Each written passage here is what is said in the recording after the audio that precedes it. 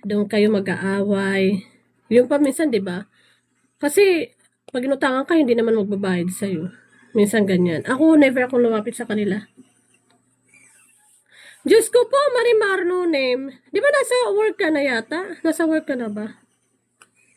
Sige, sige. Pagaling ka muna. Palubos-lubos muna na pagpapagaling. Never akong lumapit sa kanila, Silito. Pero sila nakakalapit yun sila sa akin. Ako, ganun din ako eh. Business-minded talaga ako, wala pa bukas. Ay, akala ko nga, yung bukas pa ba? Sige, sige. Pwede ka naman tumambay lang, wag ka lang muna magdudot-dot-dot ng cellphone. Ganon din ako.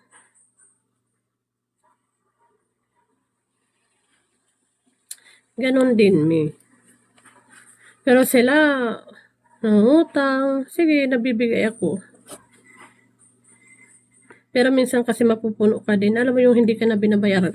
Alam mo ba, nagtinda-tinda ako ng lumpia, gumagawa pa, bukas pa, baka Kaya nga, wag mo munang persahin yung sarili mo nunim. As in, total importante nakaligo ka na eh.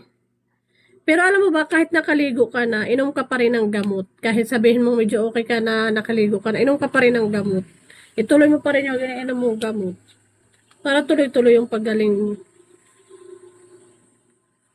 Ganun ako, maano ko sa pagbibusiness pa. Kung ano-ano na nga tininda ko, naglulumpia ako noon, damit, wholesale, nagre-retail ng mga damit. Retail ba tawag doon? Magba-buy and sell ba pala? Nag-buy and sell ng damit. Kung ano-ano na. Lahat ng mga paninda ko niyan, Joselito, may mga nangutang yung friend kong isa. Isa lang naman yan eh. Pero hindi nagbabayad. Sige lang, pinapautang ko ng pinapautang. Tapos dumating yung point na nireject ko na talaga. As in, umayaw na talaga ako. Sabi ko, ba't hindi naman ito nagbabayad? Ba't ako mapapautang? Tuwing utang siya, hindi nire-reject ko na. Doon na, syempre, sasama ang loob, ganito, ganyan. Pero simula no na hindi na ako nagpapautang, hindi na rin siya nangungutang. Kasi dapat lang. Pero pag mayroon naman ako, nabibigay. Mas gugustuhin ko na lang Joselito magbigay kaysa utangan mo ako. Sabi niya, Day, pautang mo na ako bigay. Doon kayo mag-aaway. Yung pa minsan, 'di ba? Kasi pag inutangan ka, hindi naman magbabayad sa iyo. Minsan ganyan. Ako, never akong lumapit sa kanila. Diyos ko po, Marimar, no name. Di ba nasa work ka na yata? Nasa work ka na ba? Sige, sige. Pagaling ka muna. Palubos-lubos muna na pagpapagaling. Never akong lumapit sa kanila, Silito. Pero sila nakakalapit yun sila sa akin. Ako, ganun din ako eh. Business-minded talaga ako, wala pa bukas. Ay, akala ko nga, yung bukas pa ba? Sige, sige. Pwede ka naman tumambay lang, wag ka lang muna magdudot-dot-dot ng cellphone. Ganon din ako.